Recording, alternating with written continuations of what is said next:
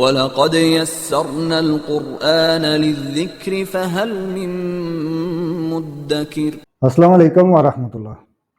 آج کی کلاس میں ہم حروف جار سیکھنے جا رہے ہیں۔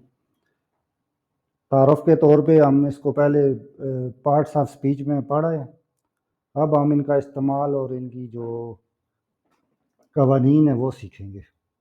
تو یہ پراپر اب تمام پارٹس آف سپیچ جو اجزاء الکلام ہیں ان کی ڈیٹیل کا ٹائم ہے۔ تو سب سے پہلے ڈیفینیشن پہ آ جائیں۔ حرف جار یعنی پریپوزیشن وہ کلمہ ہے جو اپنے بعد آنے والے اسم کا اعراب مجرور کر دیتا ہے۔ بیسک سٹارٹ کرتے ہوئے میں نے آپ کو بتایا تھا کسرہ، زیر یا جر۔ تو جب کسی ناؤن کے ساتھ زیر لگ جائے تو وہ مجرور کہلاتا ہے، یعنی اسم کے آخر میں زیر آتی ہے اور اس اسم کو اپنے ساتھ معنوی طور پر جوڑتا ہے۔ تو یہ ہمیشہ کسی اسم سے پہلے آتے ہیں، پہلے حرف جر آئے گا اور پھر اس اسم کو مجرور کر دے گا اور آپس میں ان کا ایک تعلق بن جائے گا۔ ابھی اس کے اعراب کا قاعدہ دیکھیں۔ حرف جر پلس اسم مجرور، تو اسم کے آخر میں زیر یا تنوین کسر، تو اس کے بعد آنے والے اسم کو ہم اسم مجرور کہتے ہیں۔ تو بار بار میں یہی کہہ رہا ہوں کہ ٹرمنالوجی میں گھبرانے کی ضرورت نہیں ہے، آپ کو جس طرح سے بہتر لگتا ہے، آپ اس کو انگریزی میں یاد کرنا چاہتے ہیں اس طرح سے یاد کر لیں، عربی میں، اردو میں، بس آپ کو رول کا پتہ ہونا چاہیے، کنسیپٹ کلیئر ہونا چاہیے۔ مین چیز ایگزامپل سے سمجھ آتی ہے۔ تو اب آپ مثال دیکھیں، یہ بیتن ایک کامن ناؤن ہے، گھر، یہ ایک ناؤن ہے۔ اب اس کے ساتھ اگر فی کا استعمال کریں گے، فی ایک حرف جر ہے، تو دیکھیں فی پلس بیت از اکول ٹو فل بیتی۔ اب آپ دیکھیں اینڈ پہ زیر آ گئی ہے، تو یہ اسم مجرور بنا ہے۔ اب تو جب بھی یہ مجرور ہوتا ہے تو اس کے اعراب میں اینڈ پہ زیر آ جاتی ہے۔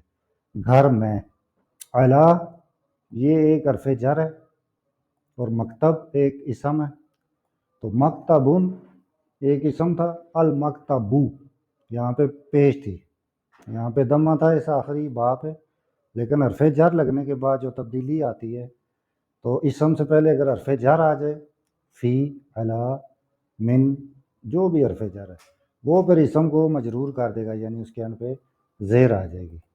تو اعلیٰ پر کو کہتے ہیں میز پر، اور فی میں کو کہتے ہیں تو گھر میں۔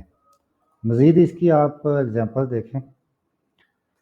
اب البیتو یہ ایک اسم ہے، تو آپ دیکھ رہے ہیں اس کی کیس اینڈنگ، اینڈ پہ دم ہے۔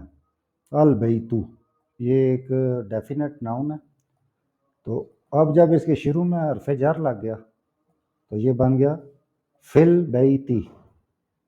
المسجد حرف جر، فل مسجدی ان دی ماسک۔ المکتب ایک ڈیفینٹ ناؤن، المکتبی۔